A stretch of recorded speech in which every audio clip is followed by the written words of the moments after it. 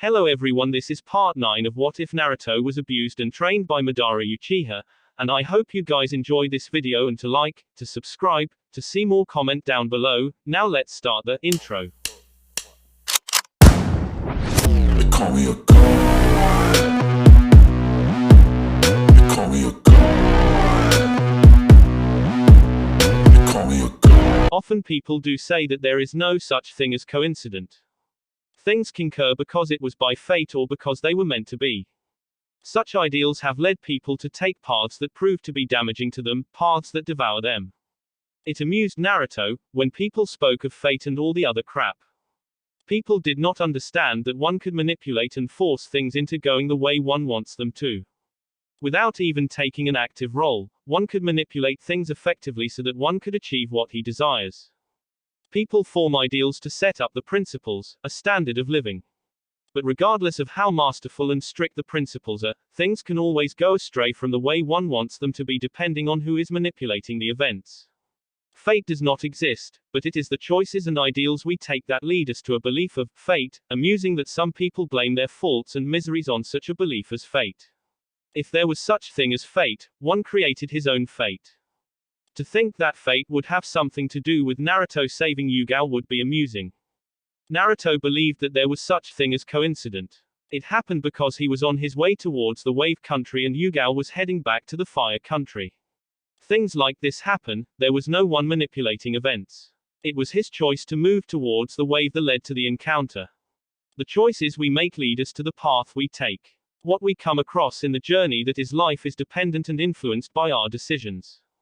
So, was saving Yugao something fated to occur? No. Yugao stirred up from inside a small boat that could only carry 2 passengers and the sailor.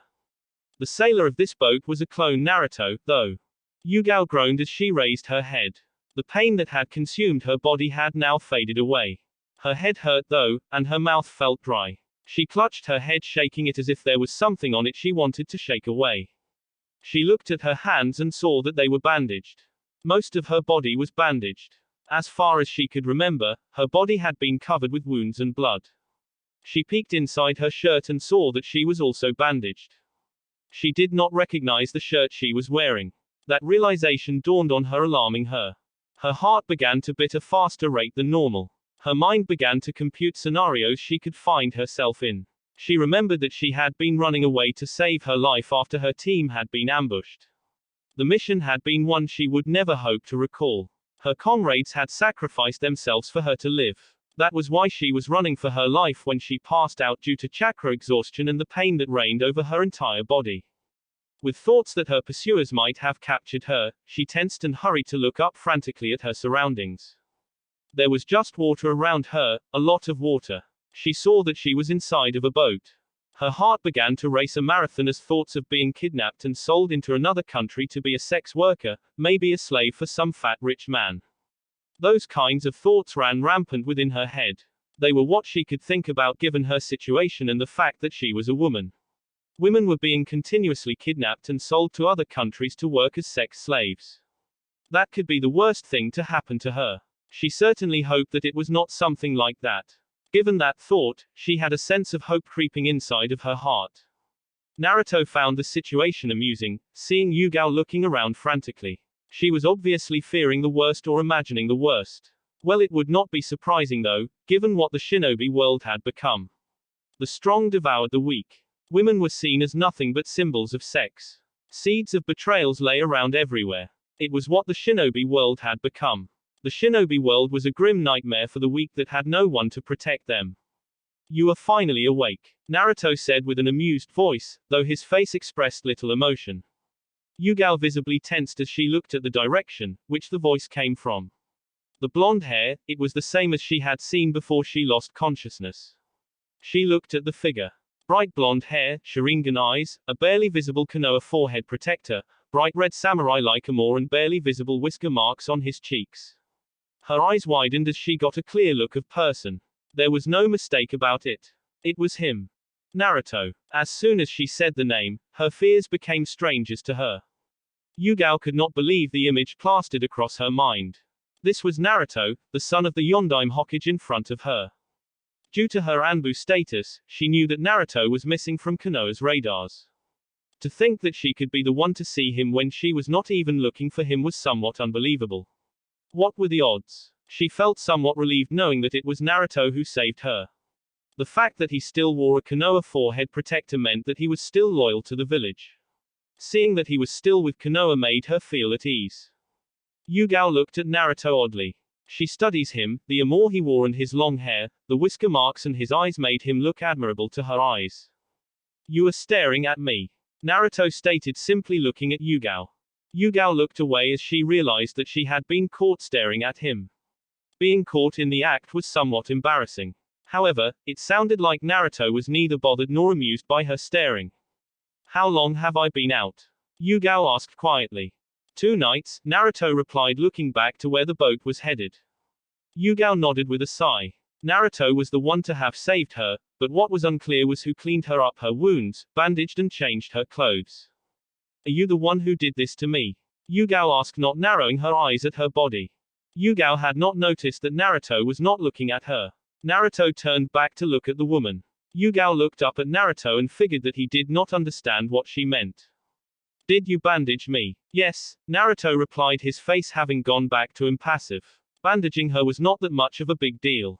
He did not think it was wrong or anything to do so, he did so because he did not mind. Yugao looked away with a blush spreading across her cheeks at the thought of Naruto cleaning up her wounds, bandaging her and putting on new clothes on her. He had to have seen her naked body. To have a male undress you and bandage you at your womanly parts was not comforting. He could have touched her inappropriately or done something perverted to her. She could never tell since she was out cold. Yugao looked at Naruto again, seeing the blank expression on his face. She scratched all her thoughts. Naruto seemed to be the kind of man who looks at her bare chest and not think of anything perverse or anything that was normal for a man to think upon seeing a woman's breasts. Perhaps he was just innocent, and did not understand such things. Yugao thought. When Naruto left the village he was still very young, even now despite reaching her height, he was still of young age. If that were the case he could have seemed uncomfortable, not directly face or blush when she asked him the question. Naruto's face was just blank as if he was not even interested in her body. Yugao sighed and thanked that she was alive. Her comrade's sacrifices were not for nothing. She was alive to see the days ahead. Thank you for saving me. Yugao thanked Naruto with a genuine smile. If you had been someone else I would have just left you there. Naruto said flatly. Why did you save me then? Is it because I'm from Konoha? Yugao asked curiously. She was wondering why he would save her if he would have left her there had she been someone else. Even if you were a Konoha shinobi, I would have allowed you to die, Naruto replied, revealing that to him it did not matter if one was a shinobi from Konoha or not. If he did not want to help, he would not. However, you are like Kakashi. Both you two watched over me with concern and to your best of abilities each time you were stationed to watch over me, the time the villagers used to get physical with me. Naruto stated. Even though he had never said anything to anyone, he never forgets what other people did for him during his younger days. It was why even today he can call Shikamaru a true friend, given that the Nara heir befriended him just to help him get over his loneliness. Shikamaru was not forced or did not have any other hidden reasons to befriend him. Kakashi on the other hand kept a careful eye on him because he was the student of the Yondaime. Kakashi saw the Yondaime as a father figure, thus he thought of it as an important task to look after him given that Minato, his supposed father, was dead. Yugao tried her best to fend off the villagers away from him simply because she thought it was wrong how the villagers treated him. She also cared for his well-being. Naruto had deduced that much from looking into her eyes whenever she was in front of him. She was also very close to Kakashi, seeing that they used to work on the same squad. Yugao nodded, understanding Naruto perfectly. If she was someone else, he could have left her to die simple because he did not care even though she was a Konoha Kunoichi. However, because she was someone else to have helped him in some way, he could not watch her die. Nevertheless, given the look on his face, she was sure he would not shed a tear if she had died somewhere he could not reach her. Still, knowing that he could save her life if he could, pleased her. Yugao smiled inwardly, thinking that her senpai Kakashi would surely be happy when she tells him that Naruto would save him if he was about to be killed and Naruto was in a position to save him. Yugao looked around and asked, something bugging her, where are we going? she asked. The hidden village in mist, Naruto replied. Kiri, Yugao said. Naruto was taking her to Kiri. The village is in the middle of a civil war and I have to go back to Konoha and give my report. Yugao said, raising the tone of her voice. If she did not return to Konoha quickly, they would think she was dead and she was officially out of the village on a mission. She had to go back and make a report. I am aware that Kiri is in the middle of a civil war. It is why I'm going there. Naruto said, Senju can wait for your report. You can return to Konoha after this boat reaches Kiri. Yugao nodded hesitantly. Why are you going to Kiri? I'm going to test a few things. Yugao could have sworn Naruto's voice dripped with a bit of excitement. The way his tone sounded, she decided that she really did not want to know what he was going to test in Kiri. Some things were better left unsaid while some things were better off not known. A few minutes of silence ensued. The silence was unbearable for Yugao while Naruto did not mind it. Naruto would prefer the silence to a talking about things that he did not care about or things that would certainly bore him. Where have you been over the past 2 years?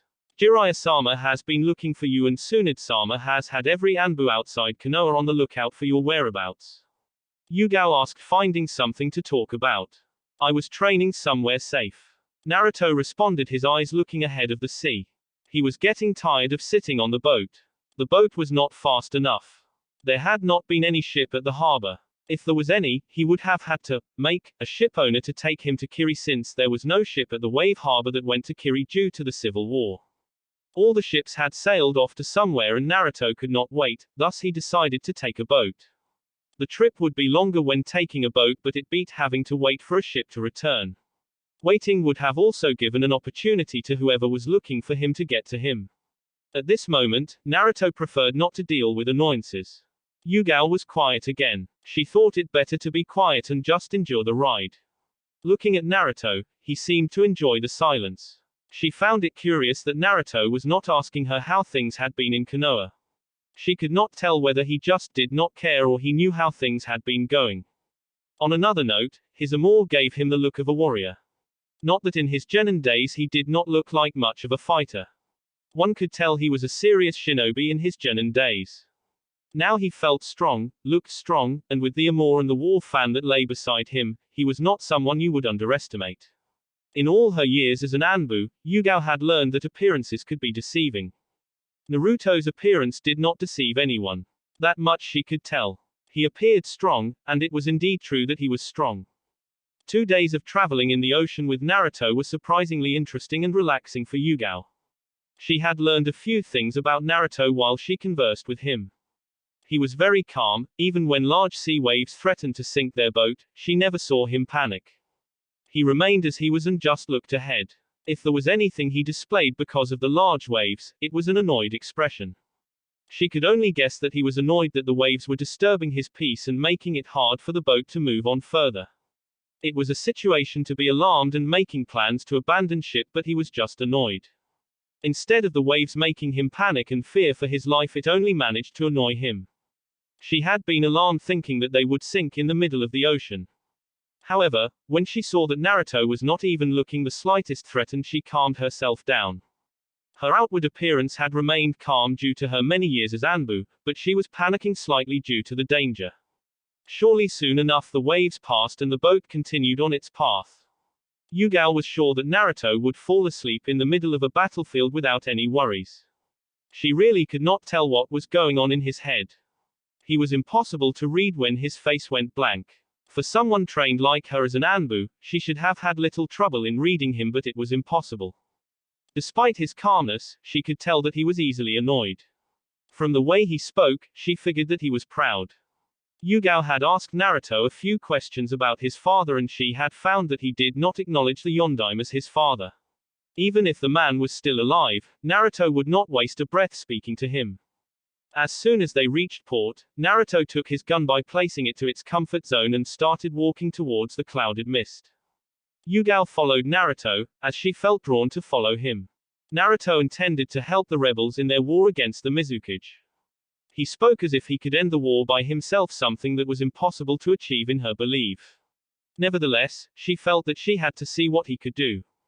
She would go back to Konoha as soon as she was done observing him. In addition, she had never been to Kiri before. This also gave her a chance to see the once great nation that was feared for its power. Kiri had a more bloodlines wielders than any other village. However, that now has all gone due to the civil war, which the bloodlines wielders are fighting against those without bloodlines. Kiri also had an elite force of shinobi that was called Kirikage's 7 Great Swordsmen of the Mist. They were truly strong shinobi, who were known throughout the shinobi world for their power and achievements. The village was truly in chaos and has been like that for years now. Naruto noticed that Yugao was following him. He guessed that she had decided against going back to Konoha and give her report to Tsunade. He had expected her to go back to Konoha given that she would get into trouble with Tsunade for following him. She was also healed of her injuries. With her injuries gone, she could travel safely to Konoha. Naruto walked calmly within the mist, his armor singing as if it were announcing his presence.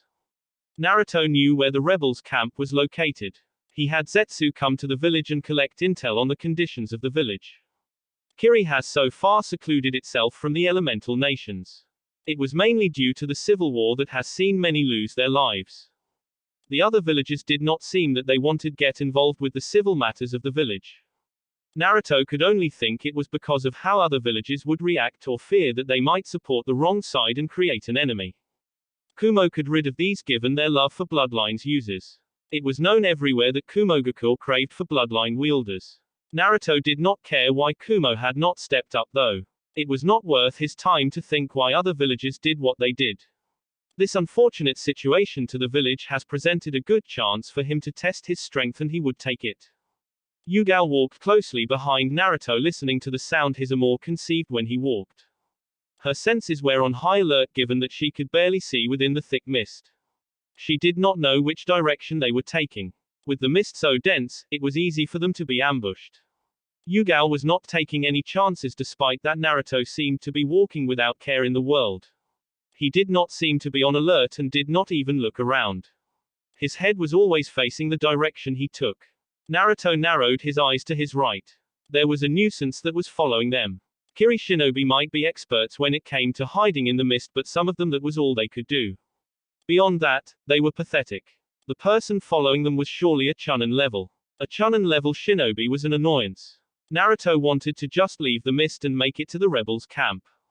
The nin following Naruto and Yugao suddenly lunged himself in front of Naruto. Yugao visibly tensed upon seeing the nin. She was ready to battle if things got out of hand. Unlucky for the nin, Naruto was waiting for him. Despite his Sharingan not being able to see clearly due to the mist, his other senses were sharp as a needle. Naruto's right hand moved quickly and gripped the nin's neck tightly. The nin struggled to catch his breath because of the cold grip. Naruto held a ram seal. Obey, he muttered, putting the nin under a genjutsu to control him with his Sharingan. The man's eyes took the form of a Sharingan. This signaled that the hypnosis was a success. Hurt yourself, Naruto commanded. Yugao did not understand what was really happening, but she did not like the situation in front of her. Naruto was just being cruel. The man hesitated to do as he was told. Naruto snapped the man's neck, threw him away, and continued walking. Was that really necessary, Naruto? Yugao asked. Yes, Naruto replied. He hesitated what he was told, which meant my genjutsu was not perfect, he said flatly. Imperfection was not acceptable to him. The man might have been their enemy as he attacked them, but killing him simply because something was tried on him and the results were not what was expected was just cruel. Moreover, he had a good reason for attacking them given that they were not in their territory. They were in his territory. Yugao kept her thoughts to herself and decided to let it go before she annoyed Naruto by questioning his actions. After what seemed to an hour of traveling through the mist, the two finally left the company of the mist. Yugao no longer walked behind Naruto, but now she was at his right side. The large gates of Kiri welcomed them. From the intel Zetsu gathered, Naruto knew that the rebels controlled this side of the village. Where the gates were located, but their camps were not near the gates. The entrance was just one of their territories. A territory they claimed after defeating the Yondai Mizukage's forces. The Mizukage's forces were not that of quality shinobi but rather boasted quantity. They had more shinobi than the rebels did. Their numbers would certainly overwhelm the rebels. Their numbers gave them an advantage, which was why the war had dragged on for so long. The rebels were now destroying piece by piece of their enemy's forces. It was a slow progress, but it got them the results they needed. Patrol guards. Ao, the rebel leader's right-hand man, narrowed his eyes at the mist. His right eye hidden under an eye patch was seeing two people walking towards the gates. His right eye was an implanted Byakugan. He could see everything within the mist. There are two people coming towards the gates, a man and a woman. Ao said to his men. The men Ao was with got ready for an attack. Yagura's the Mizukage forces had a habit of trying to ambush them and take out their strongest to lower their morale and confidence. None of the attempts has been successful thus far. Nevertheless, it would surely end badly for them should they underestimate their enemies because of their previous failures. As the two people walked out of the dense mist, Ao's eyes widened when his Byakugan saw the chakra coils within the man. He had never a person with such large coils before. Not ever since he got the implanted Byakugan. With those large chakra coils, there was no telling how much chakra the person held. Ao studied the female. Judging from her chakra and movements, she was definitely Junin level Kunoichi. Get ready, they are getting close, Ao said in a serious tone. Should they be our enemies, I will take on the male, you take on the female. Hi. Naruto and Yugao walked towards the gates in a rather relaxed pace. They had already reached Kiri. It was no use running now. Naruto knew what to expect at the gates. Setsu had given him all the information he needed about the rebels and their leader. Halt. Ao yelled, state your business. Ao commanded. Naruto and Yugao were just in front of Ao. His men were hiding in the shadows waiting to take action should there be a threat posed by the two. Ao recognized the Konoha forehead protector on Naruto's forehead. He recognized the Sharingan. Last time he heard about Uchiha was that the clan had been massacred. The person in front of him was not Uchiha Itachi, the man responsible for the massacre. It made him curious just as to who was the young man in front of him. He could clearly see that Naruto was a young. The woman was not wearing a forehead protector, but she was defiantly a ninja. Take me to your leader. Naruto stated, his eyes looking directly at Ao's eyes. Tell me who you are. Uchiha Naruto, Uzumaki Naruto, call me whatever that pleases you, I don't mind. Naruto replied. Yugao noted that he did not mention his other name, Namikaze. Naruto was never going to accept that name despite it being his birth name. What does a Konoha shinobi want with my leader? Ao questioned. He was not going to allow anyone to get to his leader without finding out who she was. He wants to take part in your war against the Mizukage's forces. Yugao replied, having got the feeling that Naruto did not like being questioned. Ao narrowed his eyes suspiciously at the two. Why? How do I even know that you are not trying to assassinate our leader? Ao, Naruto said, revealing that he knew the man. I do not assassinate, that is just a weak man's way of killing someone. If I wanted to kill Mei, I would have simply just killed you here and march into your camps and kill her. Naruto replied. Ao looked at Naruto carefully. He knew about their leader and him, it must mean that he had intel on them. Back in his days, young men at Naruto's age were not so blunt like Naruto. Naruto had just said he could kill him if he wanted to. Ao looked at Yugao. To his eyes she seemed like a good person. Looks could be deceiving, but for someone like him who has lived for many years, it was hard to deceive him. He could not say that Naruto was a good person. If he really wanted to help, it was not for him to accept or refuse. What is your name? Ao asked, looking at Yugao. Azuki Yugao, Yugao replied with a smile. Fine, I will let you see Mei-sama, Ao said, and then moved closer to Naruto. If you attempt to do anything to Mei-sama, I will kill you and the young lady. Ao threatened dangerously with a fierce look on his face. Naruto would have been amused if Ao had threatened him only. However, the man threatened to kill Yugao, the woman he had saved. If something like that happened, his efforts would have been proved useless. Something like that was unacceptable. Naruto's left eye looked dangerously at Ao. If you say things like that again, you will not be okay. Naruto stated in a rather calm tone but dangerous nonetheless. Ao felt shivers down his spine. Back in his days, young men were respectful on their elders and did not threaten them. Follow me, Ao said, and turning his back on Naruto and Yugao. Yugao followed closely beside Naruto. She had heard when Ao threatened Naruto. She was just glad that Naruto or Ao did not end up fighting over the threat Ao had made. The rebels' camp. The place was crowded with men and women. Despite the situation that has fallen in their village, they all seemed to be happy. They had hoped that one day they would be free from oppression from the Mizukage. Not everyone in the camp was a bloodline holder. The camp was composed of those who were against the Yondai Mizukage's rule. Bloodline holders were seen as nothing more than monsters, abomination in the eyes of the Mizukage and his followers. They were viewed as such only because they were blessed with special abilities. Abilities that made them different from everyone, abilities that made them stronger than other people. One could only say that it was greed that led non-bloodline holders to side with the Mizukage's deranged beliefs in eliminating every bloodline holder. Despite this, they still laughed and smiled within their camps with the belief that one day they would return to their village under a new rule that will accept everyone, a rule that would allow them to live in their village in peace without fear of being killed. While the three walked towards the tent of the rebels' leader, people often sent glances at them. It was not every day that they had visitors, and seeing Naruto and Yugao walk with their second-in-command them wonder. For Naruto, everyone could see he was a shinobi given his attire. Yugao noted that some women were looking at Naruto with strange looks on their faces. Not that she could blame them anyway. Naruto just walked calmly, his eyes looking around the camp. Even without any support from any other villagers, the rebels still held on in their belief. They did not seem like people without hope. They were people filled with courage and confidence. Their courage was admirable given that their enemy was a Jinchuriki of the Three Tails. Yagura is rumored to be able to fully control his Bijuu's chakra. Going against a Jinchuriki who could wipe out an entire army should he use the power of his Beiyu was admirable given that they were not wavering. Ao stopped Naruto and Yugao as they had reached the large tent in the middle of the camp. The tent belonged to the leader. Ao walked towards the entrance and announced his presence before walking inside the tent. Mei was sitting rather comfortably. Without Yagura showing up to face them himself, the civil war would take long to be over. The village would not be able to survive more years of the war that is raining on it. Mei was relaxed because for a few months now there have not been any major victories over Yagura's forces. It was not that they were being defeated, it was just that they had retreated to their bases. Given the numbers, they could not just storm into their faces to fight. They would be massacred if they did something like that. Mei looked at her entrance as she heard Ao speak.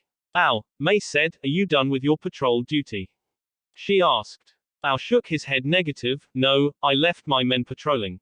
He replied, walking closer to Mei, who was sitting on a rather large comfortable chair behind her desk. What brings you back then? Mei-sama, Ao said, there is a Konoha shinobi outside with a young woman. He said he wants to see you. Ao said, drawing Mei's complete attention. Ao was giving Mei a look she knew better than anyone did. What is it, Ao? I do not trust him, you should be careful around him. Just in case he tries something, I will stay with you. Mei smiled at how Ao was concerned for her health. He was always like this, always thinking as if she could not take herself. Ao, are you suggesting that I cannot take care of myself? Mei asked in a rather sweet tone. Ao shifted uncomfortably. No, Mei-sama, he replied. Mei smiled. Good. Now bring him to me. Ao walked away from Mei quickly to take Naruto and Yugao to her. Mei was rather interested in hearing what the Konoha shinobi wanted. She always took Ao's concerns seriously. If Ao said he did not trust the Konoha shinobi, she would certainly have her guard up. Mei quickly rose up from her seat as soon as her eyes were upon Naruto. She walked over to welcome him and Yugao. God, was he handsome. She did not see such handsome young men often. Naruto looked at Mei. She was a slender woman with green eyes, and ankle-length auburn hair styled into a herringbone pattern at the back, a top knot tied with a dark blue hand, and with 4 bangs in the front. 2 bangs were short, one covering her right eye, and 2 other were long, crossing each other at her bust, just below her chin. She wore a long-sleeved dark blue dress that falls just below her knees. It was closed at the front with a zip, and was kept open at the front right side from the waist down. The dress only covered her upper side of her arms and the underside of her breasts. Underneath she wore a mesh armor that covered slightly more of her upper body than her dress. She also wore a dark blue short skirt underneath her dress, and underneath her skirt, mesh leggings reaching down over her knees. She wore a belt around her waist and high-heeled sandals. Zetsu did not describe her in the way he was seeing right now. She was quite different from Zetsu's description. Mei Terumi, dual bloodline holder and the leader of the rebels. Naruto said. You know of me. Mei stated with a warm smile. You are. Naruto said. Mei waited for something. Uzumaki, Uchiha, call me whatever that pleases you. I will call you Uchiha Uzumaki Naruto, if that's okay with you. Mei said with warm smile that would melt any other man's heart. Naruto had no objections with what she was calling him. Mei stretched out her hand inviting Naruto for a handshake. Naruto welcomed the invite. Mei studied Naruto for a while as she shook his hand. She was rather surprised by the fact that he was not checking any part of her body, his eyes were firmly on hers. That did not occur. Even her own men always checked her out whenever they were looking at her. She let go of Naruto's hand, and looked at Yugao, Mei Terumi, she introduced with a smile. Azuki Yugao. Yugao could very well say that Mei was a beautiful woman. She was the kind of woman that any other woman would feel threatened. She was just exquisite. She was sure if Jiraiya could just look at the woman he would stop peeping if she promised to allow him to explore at her for as much as he pleased. Mei wondered if Yugao was the reason Naruto was not checking her out. That aside, Ao had said Naruto wanted to see her. Ao, Mei called out, take Yugao-san to see around the camp while I see our visitor once. Are you sure, Mei-sama? Leaving her with someone who wielded the Sharingan would be irresponsible for him. Their enemy, Yagura, is rumored to be controlled with a Sharingan's genjutsu. Ao, Mei said, warning Ao not to question her orders. Ao nodded, albeit reluctantly. Yugao was not sure if it was okay to leave Naruto alone with someone like Mei alone. She was not sure what the woman might try to do to Naruto while she was not present. The woman had a smile that would hypnotize most into doing what she pleased. She did not want Naruto to be put under the woman's spell. Naruto had saved her life, it was hers time to protect his. Let's go, Yugao-san, Ao said to Yugao. Yugao stood still for a moment, not sure what to do. Naruto looked at her with a blank expression. She sighed and followed Ao outside the tent. Mei showed Naruto a chair in front of her desk. Naruto unstrapped his gunbai and placed it beside him. His eyes moved onto Mei. Mei still had her smile planted on her face. It did not bother Naruto, it did not matter to him if she smiled or not. So, Naruto, why did you want to see me? Mei asked, looking at Naruto. I'm offering my services to you. Naruto replied. Services? You are from Konoha, were you sent here to help by your Hokage? Mei asked curiously. No, the Hokage does not even know I'm here. Naruto replied. Then why? I want to test my strength and a few jutsus. I also do want to put an end to Yagura. He is making Jinchuriki and the Uchiha look bad. Naruto replied, knowing about the rumor that Yagura was being manipulated by a powerful genjutsu casted by a Sharingan. Naruto was not yet sure if it was indeed true, but all the information Zetsu had brought back to him proved that the man was not himself. At first Yagura was a peaceful man, but that changed overnight and he became what he was today. Those are your reasons. You have no hidden agendas. Even if he had other agendas he would not tell her, but it did not hurt to ask. No, Naruto replied simply. Mei nodded, you are just one young handsome man, how do you think that will change things for us? Numbers are of no concern, what matters is quality. You people tend to underestimate the power of Uchiha. Naruto replied calmly. No, not at all. I am not underestimating the power of Uchiha. I am just curious as to how you can be able to make things to be in our favor. Mei stated honestly. Naruto thought for a moment. He did not boast about his power alone without actions. He let his power do the talking for him. Still, it did not matter if Mei believed him or not. He was going to enter the war and entertain himself. I know everything that has been going on in this camp. I know that you have been trying to force Yagura into coming out and fight himself with no success thus far. Naruto stated, not bothering to convince Mei that his strength alone could change things into their favor. I can do that for you. How? I have my ways. Naruto replied with a smile as he thought of a better way to force Yagura into battle. Mei noticed Naruto's smile. It was the first time she was seeing him smile ever since he came into her tent. Care to tell me this way of yours? Mei asked, curious, although bothered by the fact that Naruto was not giving her any answers she was looking for. Naruto looked at the woman for a moment. She was not going to let it go unless he told her what she wanted to know. Releasing a sigh, he motioned for Mei to lean closer to him.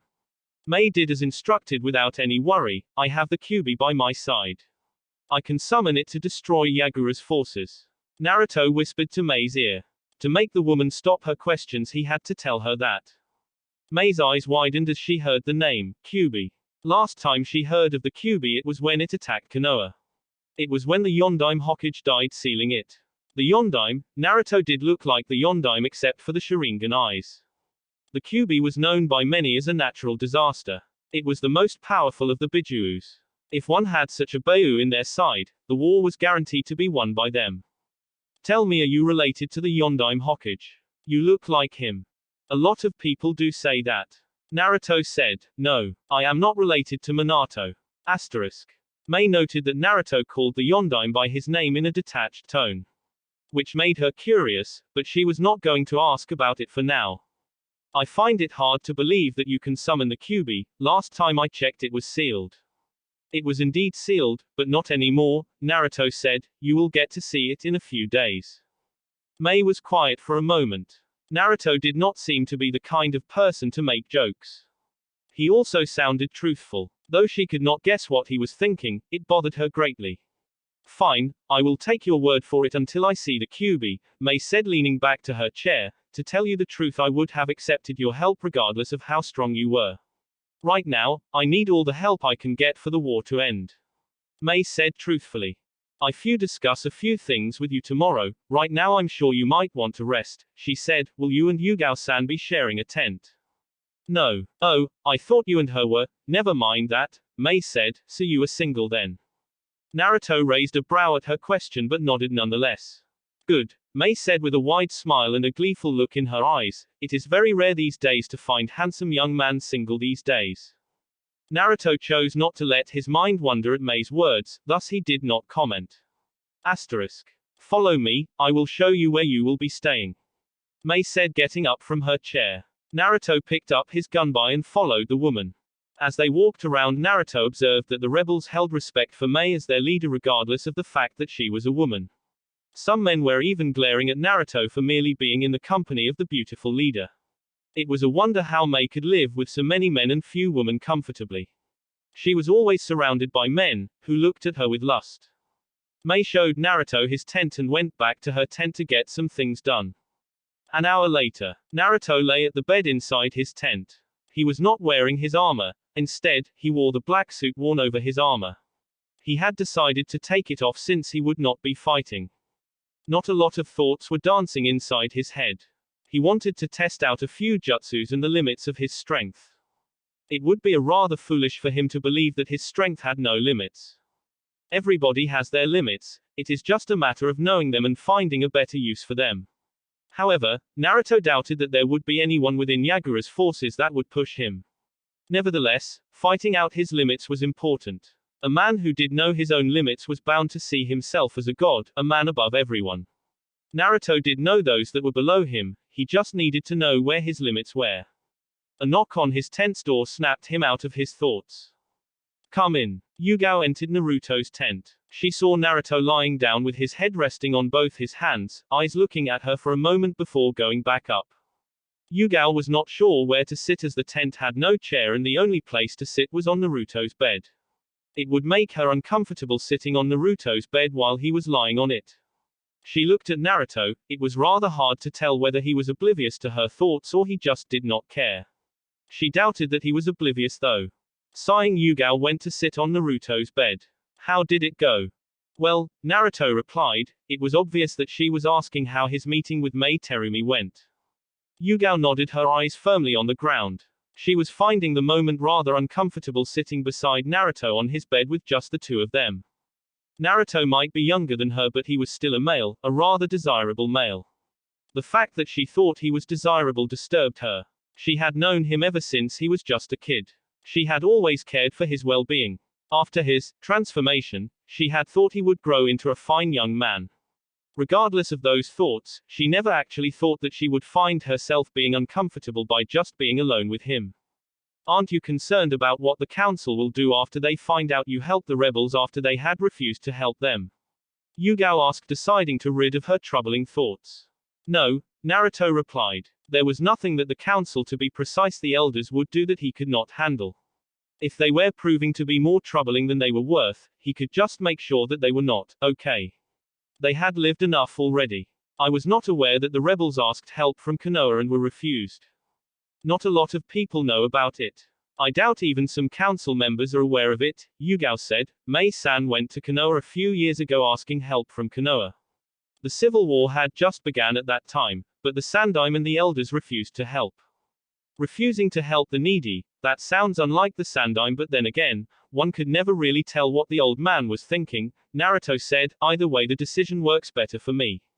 Had Konoha helped the rebels, Naruto would not be having this chance to test a few things. Yugao decided not to comment on Naruto's last statement. Ever since that transformation, Naruto lost all the connection he had with the Sandaime. She knew that the Sandaime may have been a kind man, but he was not above manipulating others and things for the good of Konoha. You don't seem to fear the council, to be more precise the elders, like every other shinobi.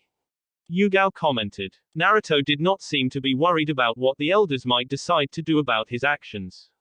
He was here in Kiri intending to fight with the rebels as shinobi of Konoha without approval from the council.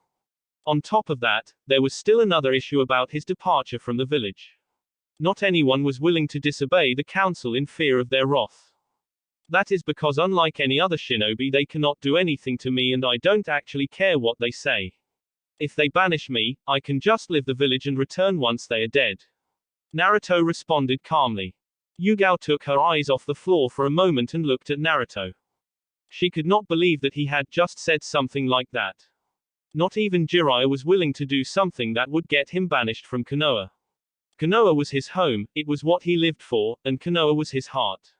Some people would rather die than be exiled from the village. It was why many did not do anything against the wishes of the council. However, Naruto was willing to and had done things that did not please the council. He was certainly an interesting person. How long are we going to be here? Naruto asked with a raised brow, but did not wait for Yugao to reply. I will be here for 2 or 3 weeks. He said. Yugao nodded. Are you going back to Konoha? You are done here. No, I still have other things to do before that. He had about 3 months before he could return to Konoha and face the annoying music of the council. It would certainly be interesting to see what they had planned for him. Yugao nodded. It was not her place to tell him to return to Konoha. Not that it would make any difference if she did tell him to return. She would be in trouble though, for not doing anything to make him return to the village when all Anbu were instructed by the Hokage to force him to return if they did come across him. I guess I should get accustomed to the weather of here then, Yugao stated. The weather here was different from Konoha. In Konoha it was mostly sunny, but here it was rather cold. When you found me, did I have my sword with me? Yugao asked. If she was going to stay in the village, she had to train to make sure that her skills did not dull. Anbu always had to be in their top fighting condition. Yes. Naruto replied. Is it of value to you? He had a weapon that was of value to him, his gunbai. Madara had given it to him as a gift. Should it somehow disappear, he would do anything to get it back. Yes. Yugao replied after a few moments of silence. The late Hayate who she had trained with in Kenjutsu had given the sword to her. Do you have it? No. It is in the Wave Country at Kasara's weapons shop. You will get it when you go back to Konoha. Naruto replied. Yugao let loose of a breath she did not know she was holding. She was relieved to know that her gift was not lost. Thank you for taking it there, she said with a genuine smile. Naruto made no comment. I better be going to my tent. With that being said, she stood up and left Naruto alone. Naruto sighed and closed his eyes. Just sitting without any activity being done did not dwell well with him. Well, that was unless he was enjoying the peace around him.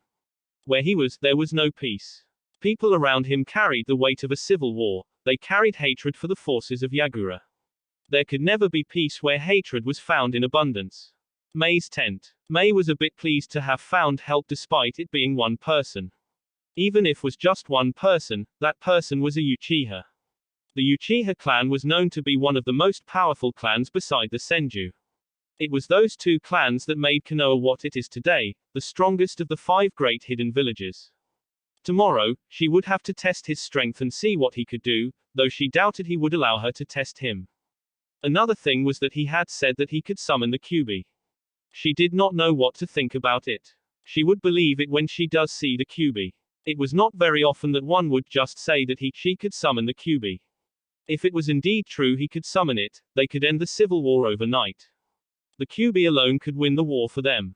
However, from stories she had heard, the Kyuubi was not a fan of humans. It hated humans with all its being. There was something about Naruto that made her want to believe that he could summon the Kyuubi. She might not have been able to read him, but she could tell that he was not the one to joke around. She could not tell if he was being honest or just lying. His voice was blank along with his face. Al walked into Mei's tent. Mei smiled warmly upon seeing him. He had taken long to return. She guessed that after showing Yugao around he must have gone back to his patrol duty. Anything new? Al shook his head. No, I don't think they will make a move anytime soon unless we provoke them hard enough. Mei frowned. The bastard Yagura was not even trying to attack them. He was just leaving them alone. It was as if he did not care if they build their military strength. She hated the fact she was not strong enough to defeat him by herself. Yagura was a cage-level shinobi on his own without the use of his Bijuu's chakra. Al saw the frown on Mei's face and decided to tell her something good. Chojuro will be returning tomorrow. I got the word while I was with my men patrolling. Mei smiled at the news. Well, that's good to know that he will return safely, she stated. What did you learn? Mei asked, getting onto another subject. The woman is fairly honest and seems to be trustworthy, Al said. She also revealed that Naruto brought her here with him after saving her from being captured by shinobis who were chasing her. I can say that is the truth. Mei nodded and smiled afterwards. Well, I'm glad I decided to accept his help, Mei stated. I figured you might do something like that, Al said, taking a thoughtful look on his face. Back in my days, women did not just allow men to enter their house without taking them through a series of tests to see if they were trustworthy. Al, shut up, Mei said, no, threatened in a rather sweet tone that made Al pale. Normally when she spoke like that, her words ended with kill you. Anyway, I had some of our best men spy on Naruto and Yugao-san. One can never be careful. Mei nodded, though she wished he did not do it. Still, it did not hurt if he did it. Mei and Al discussed a few things before Al went away as it had gotten late. 3 nights later, things had been rather quiet at the rebels' camp ever since Naruto had arrived. He was getting bored with having nothing to do. He always liked to keep himself busy by doing something useful. However, here, he could not do anything. Over the past days, all he did was converse with Mei and Yugao. He ignored everyone else as they were of no interest to him. Mei had introduced him to Chojuro, a young lad who wielded the twin sword Hiramekure. Chojuro had confidence issues. He was the same as Hinata in many ways. Both are shy, timid, low self-confidence and personality problems. The full moon illuminated the earth as Naruto sat peacefully on top of a hill just outside of the camp. At the bottom of the hill, there were 4 men and a woman lying on the ground peacefully. They had been knocked out because Naruto them annoying. They had been spying on him for a while and he just got tired of letting them continue. He was still without his amour and gunbai. His blood-red eyes scanned around the hills that surrounded the camp. After the hills there was nothing, it was just a clear landscape like a field. Naruto narrowed his eyes behind as he sensed someone. The chakra signature had become rather familiar to him. Mei climbed on top of the hill holding a small container. Naruto noticed the dark blue color of the cloth the woman was wearing. She was not wearing the clothes she had been wearing during day. What she was wearing was like a nightdress. Naruto could not really tell. The only thing he could tell was that it was blue, a color the woman seemed to favor. What happened to them? Mei asked, referring to her shinobi lying beneath the hill they sat.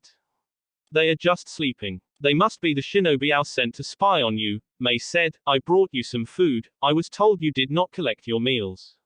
She said, handing Naruto the container she was carrying. Naruto took it and placed it beside him. The view looks nice from here, and the gentle breeze is refreshing. Mei said. Yes, it does. Naruto replied. You know, every man I have met always stare at me. They often look at me with looks of lust. However, you only looked at me once, you did not even stare while I was looking away. Mei said, getting to what was bothering her. Your question being, why don't you act like other men? Naruto looked up to the heaves as he replied, that is because I have no interest in seeing what is under your dress, and I do act like others because I don't think like others. Perhaps it is because you are young and are innocent when it comes to women. Mei said with a teasing smile. My age is of no consequence, Naruto stated. I am not innocent. That being said, I know everything about a woman's body. Mei seemed interested in what Naruto had just said. You know everything about a woman's body. Yes, Naruto replied with a disinterested expression. Are you talking about a real woman, fully developed woman? Mei asked, finding it hard to believe that Naruto has looked at a woman's body and has no desire to do it again. A real woman, you mean one such as yourself? Mei nodded. Yes, I have found myself at the receiving end of what is called pleasures of a woman's body. Naruto replied with a blank expression. Mei stared at Naruto with a rather large question mark on her face. How does anyone speak about the pleasures of a woman's body and still look like that? There must be something wrong with you. Mei said. When was that? 2 years ago, Naruto replied. It was part of my training.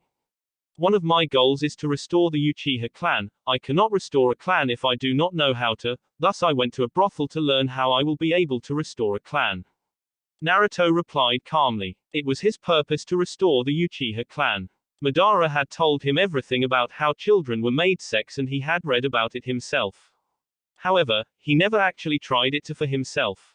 One did not read a jutsu scroll and not practice how to use it. You had to try perfecting the required hand seals and chakra to be able to use the jutsu perfectly. With that mindset, Naruto went to a brothel to test the jutsu for restoring the Uchiha clan.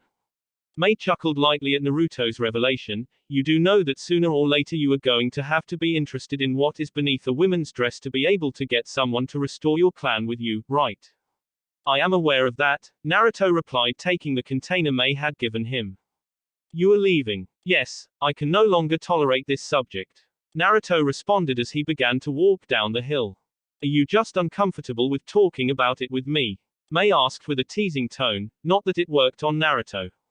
No, my current mindset is not programmed to find such subject enjoyable or interesting. What it is programmed to find interesting is what I came here to do. Naruto replied. You speak as if your mind can be programmed like a machine. Mei said, following Naruto from behind. At the bottom of the hill, the shinobis Naruto had knocked out were already awake and gone back into their hiding positions.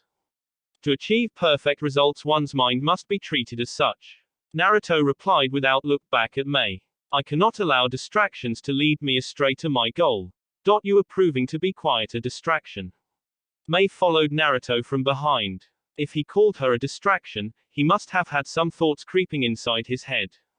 How am I being a distraction? She asked with an innocent look on her face. You flirt too much and are rather blunt about what you desire or your interests. Naruto replied. The woman was always flirting with him whenever she got the chance. Even a blind man would notice. Had it not been for his self-control, he might have already started flirting with her too. Well, that is because I'm a woman who knows what she wants. Naruto raised a brow. Has such a tactic work for you? Mei shrugged, so Naruto continued. Oh, so you have yet to use such tactic because you have yet to find a more suitable mate, he said. As soon as those words left Naruto's mouth, Mei froze. Mate, husband, husband, husband. She began to think in her frozen state. Naruto did not bother to wait for her. He continued on walking away, leaving the woman standing alone. I know I said I would update the chapter in about 5 or 6 days, but hey, things do happen. Well, anyway, I hope the chapter was pleasing to everyone. Naruto summoning the Kyuubi. Don't ask, it will be revealed. It appears that I was wrong about Kamui. Anyone with the Sharingan can use it. Thanks for the correction. However, Naruto still won't be learning Kamui. My reason being that, I wish for Naruto to fight Obito in a different way than Kakashi did in canon. Even if he did learn Kamui, he would only achieve intangibility, he would not be able to counter Obito as Kakashi did. It is logical to conclude that every user of Sharingan will have access to his or her own pocket dimension. Well, you know why Kakashi's dimension was connected with Obito's. Honoka, I remember her, but nope, she won't in the story. I think what was left of her when she appeared in the anime was just her spirit anyway. Naruto making his hair look like Madara's, you know that could actually be interesting, especially if he went back to Konoha looking like that. Next chapter I will try my best to get back to everyone. I would to thank all the readers who have reviewed on this story so far. The reviews so far have been good, inspiring me to continue with the story. There are those who took their time to write long, constructive criticism. It helps when you get people who are willing to say constructive things, instead of just saying, this shit, and for that I thank you. Yeah, there are still some mistakes that continue to be made, I know. That is why I'm looking for someone to edit my story for me. Well anyway, I was like, wow, yes, when I saw that this story had reached 800 follows, seriously. Oh, I'm forgetting about this, next chapter you will see just how powerful Naruto is when he fights Yagura. Then Uchiha Uzumaki Naruto shall respond with full power. It would be cool if he said something like that. Hey.